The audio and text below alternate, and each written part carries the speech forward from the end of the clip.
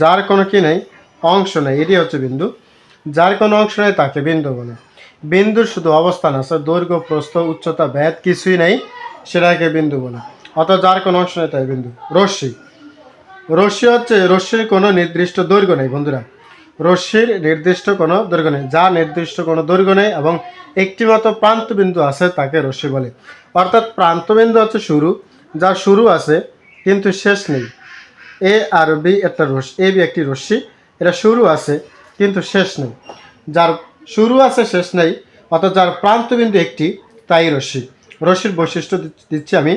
রশ্মির নির্দিষ্ট দৈর্ঘ্য নাই, রশ্মি কি নির্দিষ্ট কোনো রশ্মির প্রান্তবিন্দু একটি। আশা করি বুঝতে পেরেছে।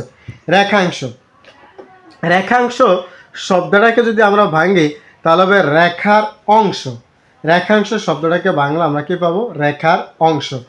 তো একটা রেখা, আমি আগে এই রেখার কথা বলি। রেখারও নির্দিষ্ট কোনো